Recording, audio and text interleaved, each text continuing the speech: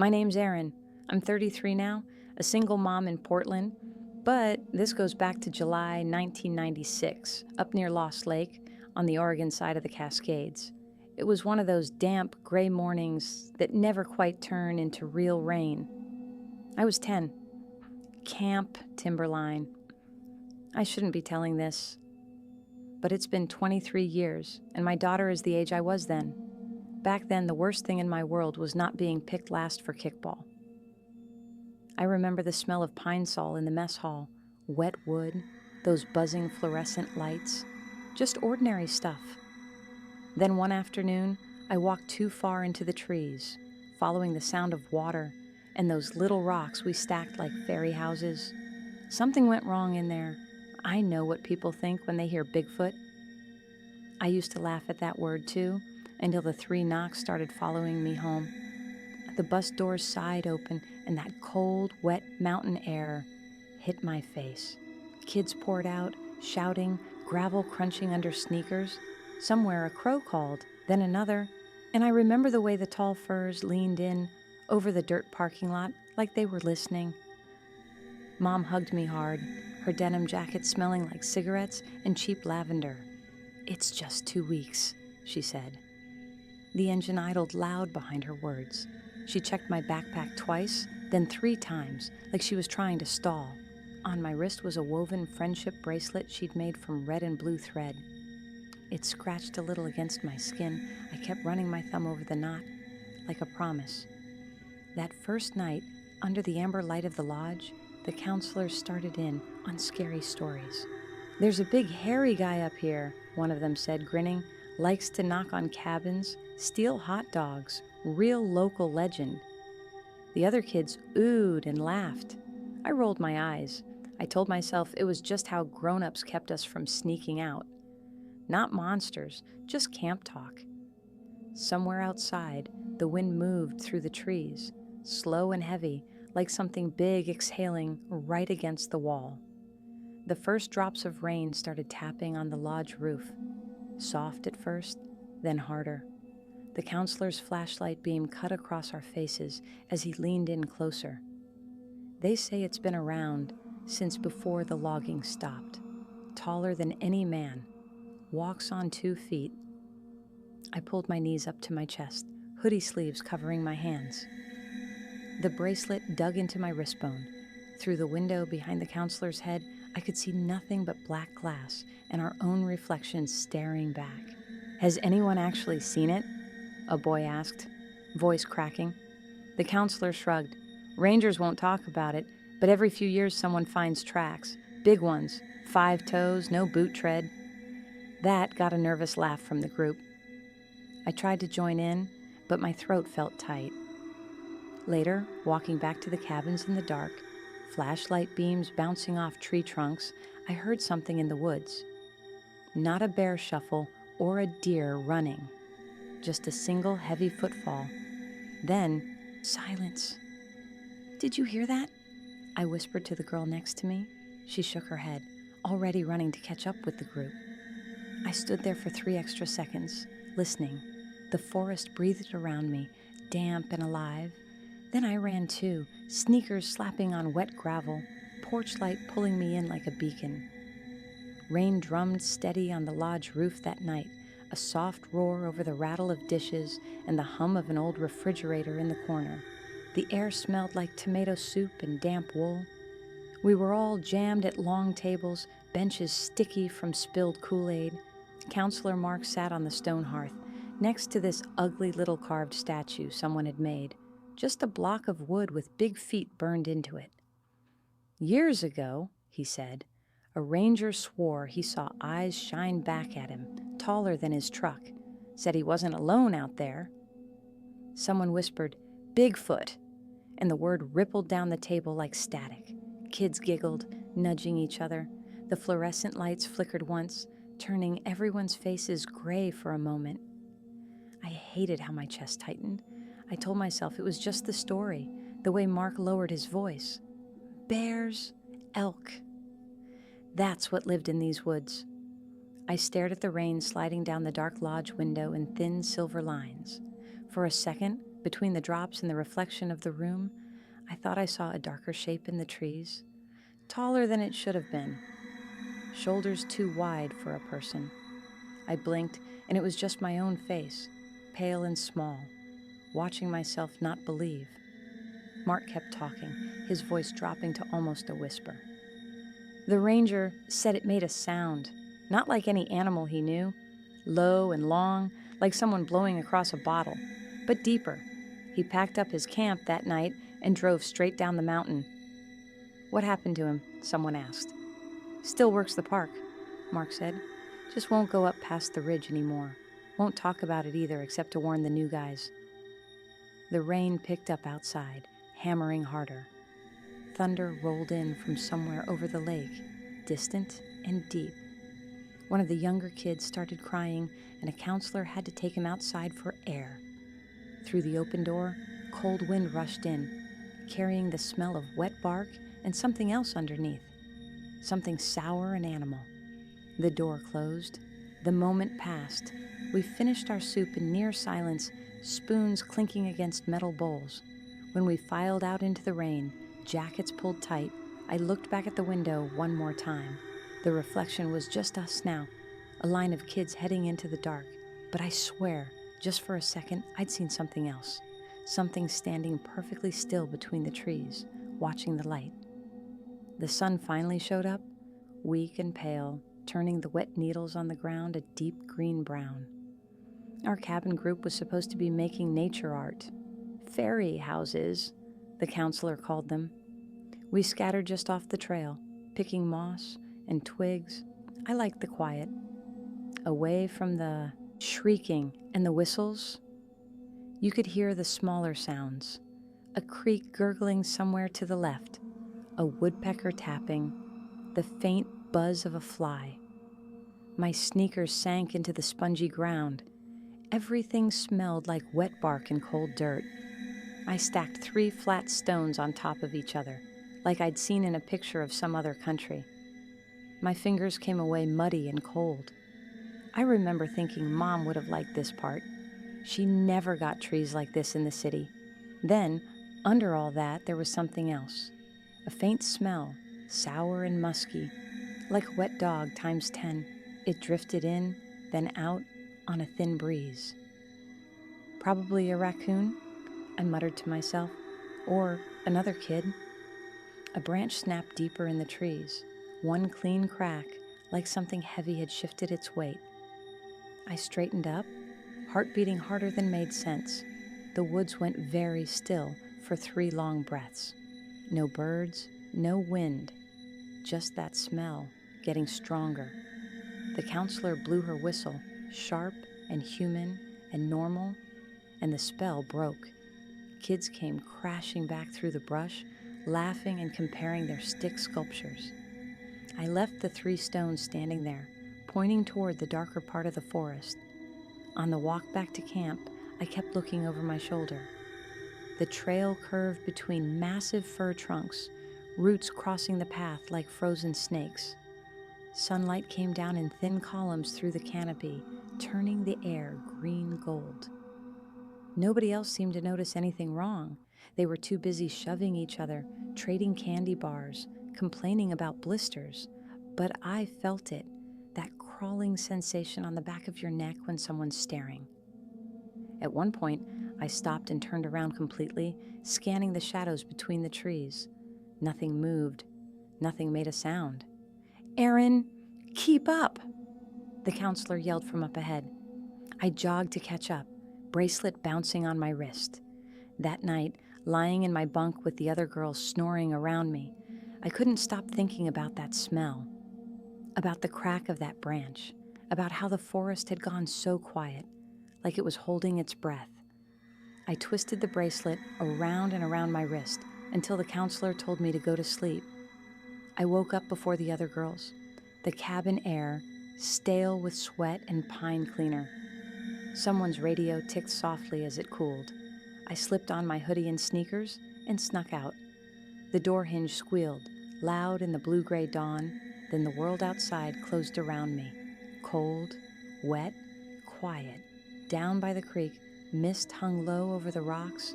The water made this constant shushing sound over the stones, like it was telling secrets. My breath puffed white in front of me. The smell hit first. Damp earth, then that same sour, wet fur smell from the ferry houses. Stronger now, closer. That's when I saw it in the mud by the bank. I still don't like talking about the shape. Just longer than my whole sneaker with toes. Oh, no shoe tread. The edges were crisp, like it hadn't been there long. My stomach dropped. My first thought was some prank. Big wooden stamp, one of the counselors fooling around. I wanted it to be that.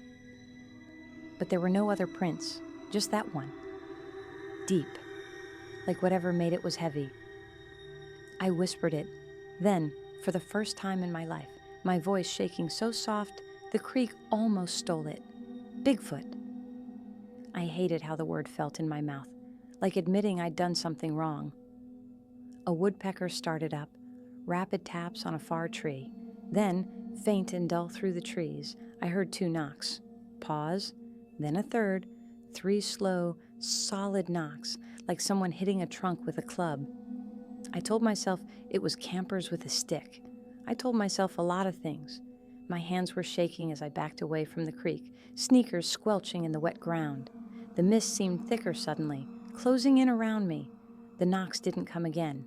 I ran back to the cabin, chest burning, legs pumping.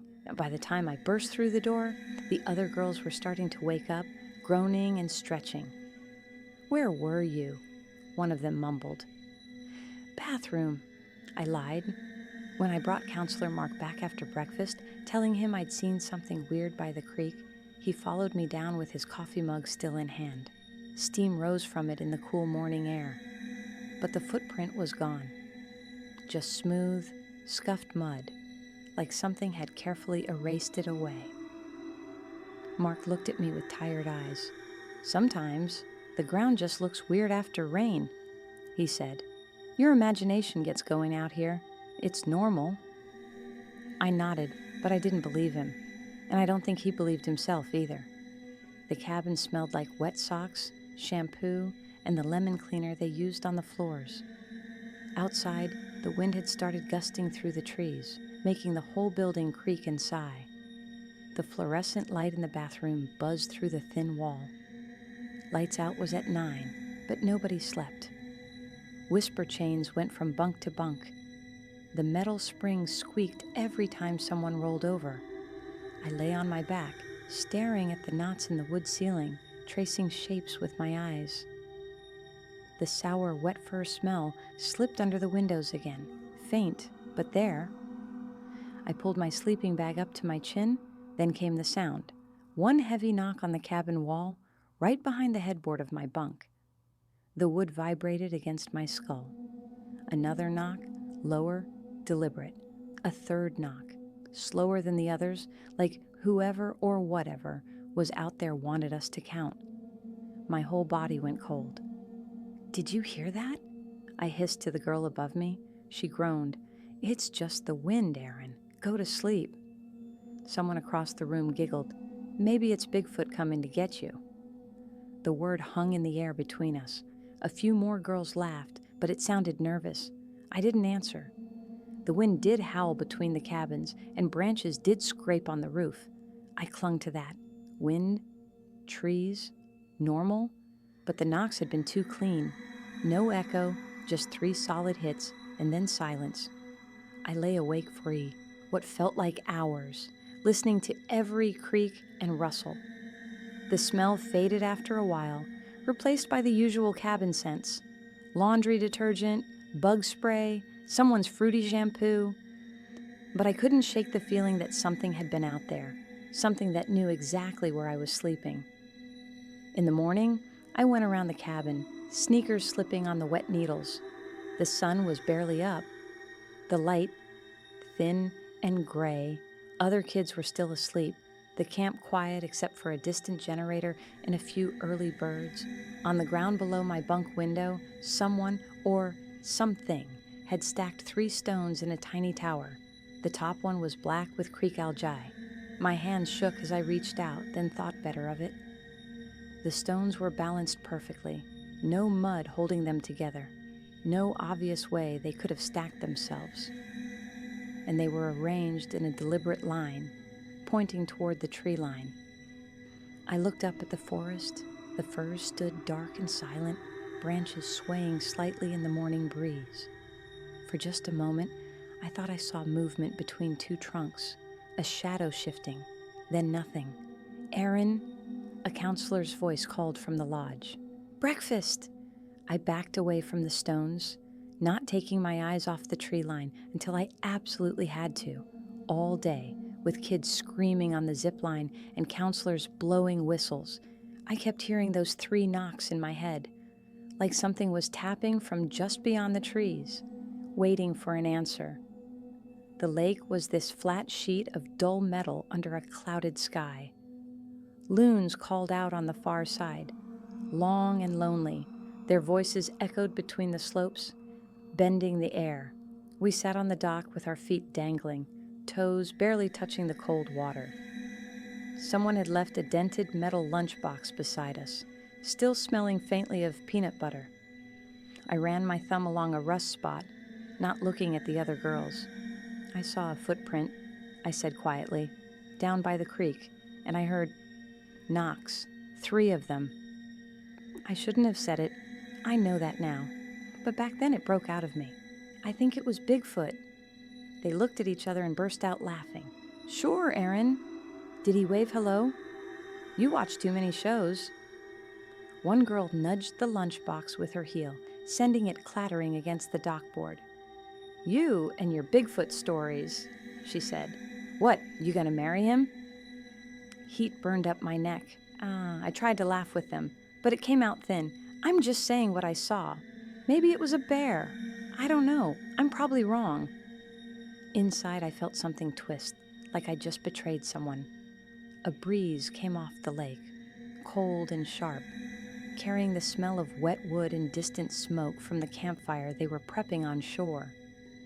"Bigfoot, Erin," one of them said, and the others picked it up, chanting it softly. "Bigfoot, Erin, Bigfoot, Erin." I stood up, mumbling something about needing to use the bathroom, and walked back up the dock alone. The planks creaked under my feet. Behind me, their laughter carried across the water. The rest of the day, the nickname spread. At lunch, someone knocked 3 times on the table when I sat down. During archery, a kid asked if Bigfoot had taught me to shoot. Even some of the counselors smiled when they heard it. I learned to laugh along, to roll my eyes, to pretend it didn't bother me. But that night, alone in my bunk again, I whispered into the dark, "I'm sorry." I don't know who I was apologizing to. Maybe to myself for giving up so easily, maybe to whatever had stacked those stones outside my window. The cabin was quiet except for soft breathing and the occasional creak of a bed frame. No knocks came that night, no smell, no shadows in the window. It felt like I'd been abandoned.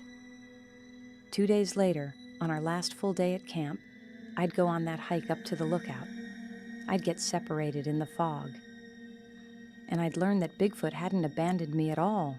He'd just been waiting to see if I really believed. Or maybe he'd been waiting to see if he could trust me. The air cooled fast that evening, the kind of damp chill that sneaks through your sweatshirt. We were supposed to be on a short hike, just up to a lookout and back. The path was simple enough. Hard-packed dirt, roots like frozen waves. The forest felt different, though. The light went flat and gray, and a low fog started to roll between the trees, catching around the trunks like smoke. Everything smelled heavier. Mud, wet bark, and under it all, that sour animal musk I'd smelled by the creek. Strong now. I lagged behind, staring at the way the fog swallowed the trail. A raven croaked in the distance, 3 harsh notes, then silence. When I looked up, my cabin group was gone. Just gone. No bright shirts, no counselor, no chatter. The only sound was the drip of water off the branches and my own breathing. "Guys?" My voice came out small. Eaten by the fog, panic rose fast. I spun in a slow circle, trying to find the path. Every direction looked the same: dark trunks, gray air, ground mottled with leaves. The bracelet on my wrist scratched as I twisted it, like Mom's hand squeezing mine. I told myself I was fine. If I just stayed put, they'd come back. That's when the knocking started again. 2 solid knocks from somewhere off to my right, so deep I felt them in my chest. A pause. A third knock, slightly closer. The fog seemed to pulse with the sound. I swallowed hard. "Bears don't knock," I whispered, and hated myself for saying it. My legs felt weak. I wanted to run, but I didn't know which direction was safe. The fog pressed in from all sides, turning the world into a small gray bubble around me. "Okay," I said, louder, like I was bargaining with the trees. "Okay, if you're real, if you're Bigfoot, I'm sorry for what I said. I didn't mean it." A branch snapped sharply in front of me, not a thin twig, a thick branch, the kind that only breaks under serious weight. And for the first time, I realized I wasn't just lost. I was being watched. The fog shifted, and I saw it. Or rather, I saw the absence of fog. A shape taller than any person, blocking out the pale light behind the trees. No details, just a dark outline that didn't move like mist. My breath caught. Every horror movie I'd ever seen told me to run. Every rational thought told me it was just a shadow, a trick of the light, but something else, something deeper, told me to stay still. The shape didn't come closer. It just stood there, barely visible in the gray, waiting. I felt tears on my cheeks without realizing I'd started crying. "I don't know what to do," I whispered. The shape shifted slightly, not threatening, almost patient.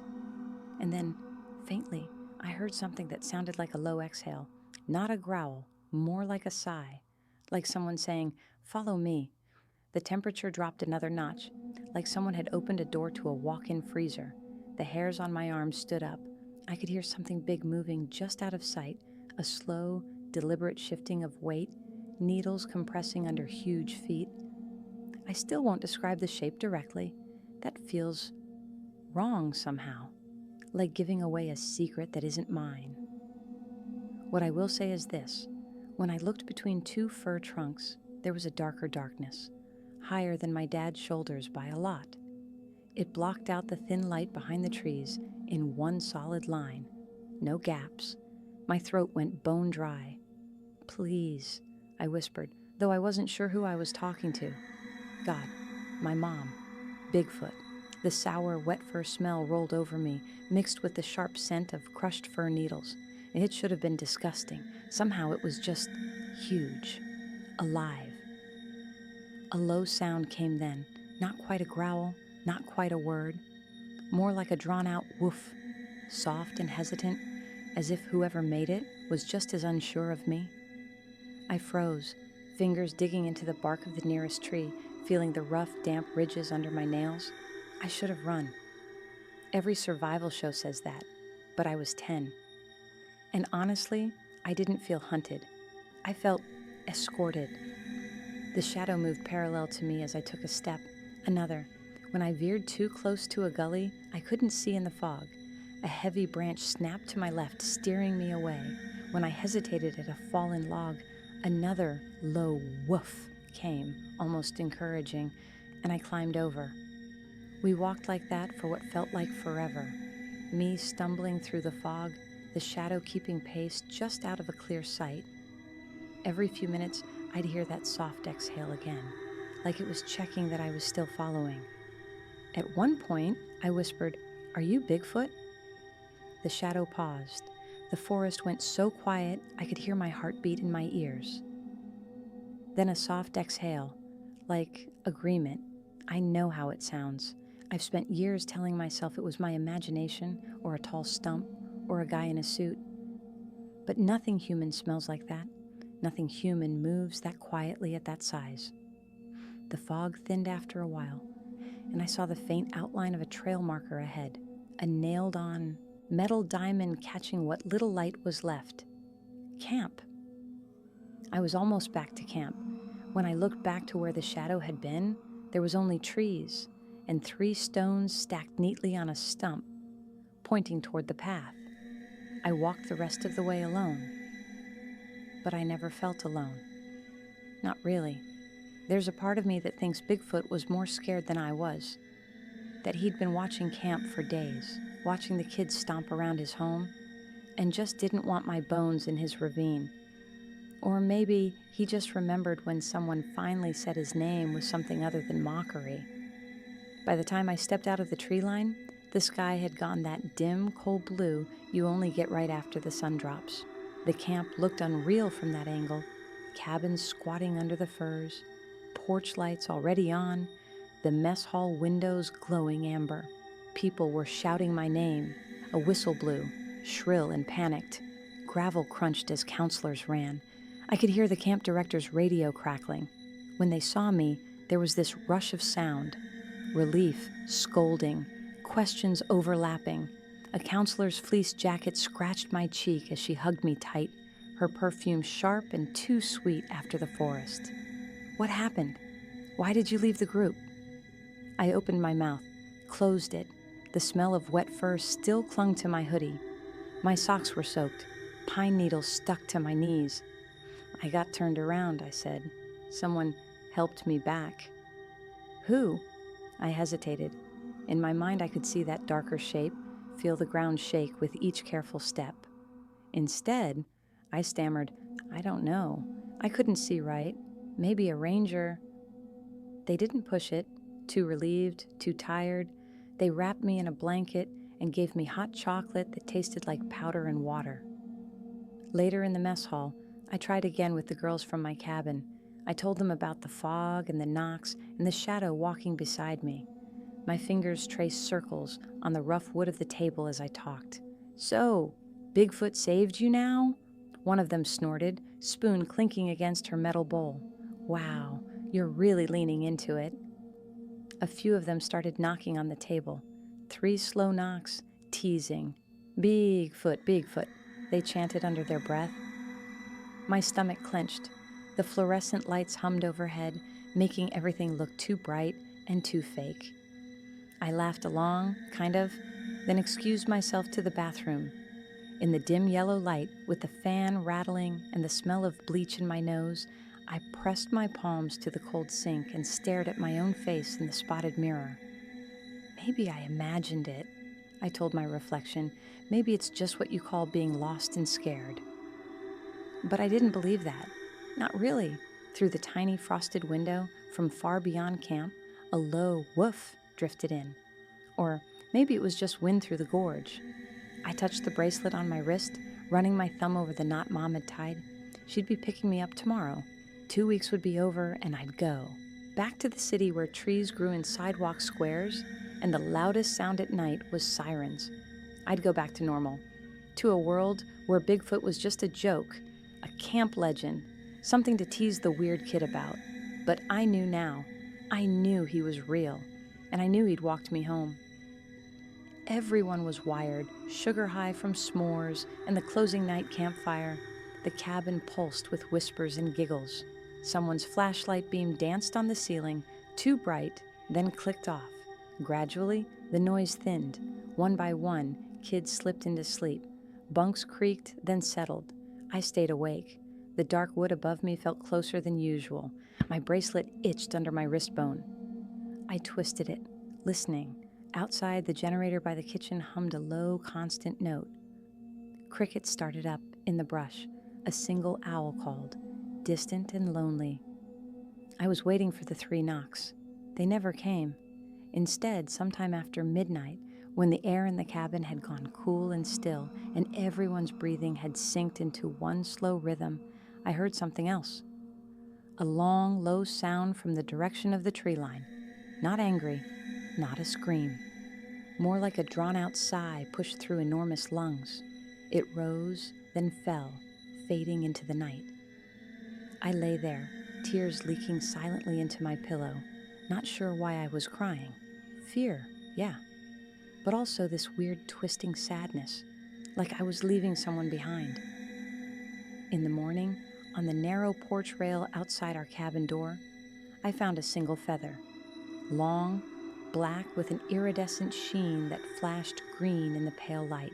A raven feather, probably, but the way it lay there, perfectly centered on the rail, no dew on it, made my skin prickle. I slipped the feather into my duffel between folded shirts, my private souvenir. On the drive home, Mom asked how camp was. I told her about the canoe race, the bad meatloaf, the nickname I'd picked up, Bigfoot Erin. We laughed about that part.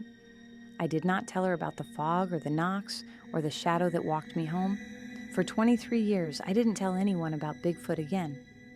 The sign for Camp Timberline looked smaller than I remembered, half swallowed by blackberry vines. The letters were peeling. My car's AC clicked off as I rolled down the window, letting in the smell of dust, hot pine, and something else underneath. Moss, lake water, old wood. In the back seat, my 8-year-old daughter, Lucy, bounced her heels against the upholstery. "Is this where you learned archery?" she asked. "You said you came here when you were a kid?" "Yeah," I said, my grip tightening on the steering wheel. "Same place." I'd avoided this road for 2 decades, but the school had this family weekend deal, and Lucy had begged. I told myself I was being silly. Grown woman, scared of campfire stories and old memories. The lodge was mostly the same, stone fireplace, long tables, the fridge still humming in the corner. A new bulletin board by the door held flyers about bear safety, and one laminated sheet with a blurry photo of a broken door frame on a nearby shed. "Local vandalism," the caption read. Someone had scrawled, "or Bigfoot," in pen underneath. I laughed a little too loudly at that, then caught myself. "It's just kids," I muttered. On the far wall, there was a framed photo of our 1996 cabin group. My 10-year-old self stared back, hair frizzy, bracelet bright on her wrist. 2 girls flanked me, mid-laugh, mouths open. "Whoa, is that you?" a voice said behind me. I turned to see one of those girls, Megan, now in her 30s, staff lanyard around her neck. Her hair was shorter, but the freckles were the same. "Long time," she said, pulling me into a quick hug. "You brought a kid of your own, huh?" We made small talk while Lucy ran off to check out the lake. Megan showed me around the updated cabins, pointed out new trails they'd added. "Remember all those Bigfoot stories?" she said as we walked. "God, we were so mean to you about that." I forced a smile. Just camp stuff. Kids being kids. But something in her expression shifted. She glanced at the tree line, then back at me. "You know," she said quietly, "a few years ago, I was up here doing inventory alone at night. I heard those 3 knocks, just like you described." My chest tightened. "I told myself it was branches," she continued, "but they were too clean, too deliberate. And I smelled something weird." We stood there in the afternoon sun, 2 women in our 30s, feeling like scared 10-year-olds again. "Did you see anything?" I asked. She shook her head. "I left the lights on and locked myself in the lodge until morning. Haven't told anyone. Who would believe it?" Lucy's voice called from the dock, breaking the moment. That night, lying in one of the family cabins with Lucy asleep in the next bed, I stared at the ceiling and listened. No knocks came. No smell. No shadow in the window. But I felt watched, not threatened, just observed. Like Bigfoot remembered me too. Wind pushed rain against the cabin windows in bursts, making the glass rattle. The small heater in the corner clicked on and off, struggling. Inside, the place smelled like damp wood, old mattresses, and the faint sweetness of the apple slices Lucy had left in a chipped ceramic bowl on the table. We'd done the campfire, the songs. On the way back, Lucy had asked, "Mom, did you ever get scared here? Like of monsters?" "Just homesick," I lied. She'd fallen asleep fast, cheek pressed against her stuffed rabbit, the soft whistle of her breath syncing with the heater's hum. Sometime after midnight, the power flickered. The heater died. The fridge in the tiny kitchenette went quiet, leaving a ringing silence broken only by the wind in the trees. I woke up to that silence, to the feeling that the world outside the window had moved closer. Lucy. Her bed was empty. My heart stopped. I was on my feet before I knew it, the wooden floor icy under my bare soles. The cabin door stood open an inch, rain-cold air seeping in. I don't remember crossing the room. One second I was at the bed. The next I was yanking the door open wide. The porch light threw a weak yellow cone onto the wet steps and the first few feet of needles. Beyond that, the forest was just a wall of black. Rain whispered on the roof, hissed in the leaves. Lucy. My voice broke. Lucy. For a few seconds there was nothing, just my pulse, roaring in my ears. Then she stepped out from behind the nearest tree.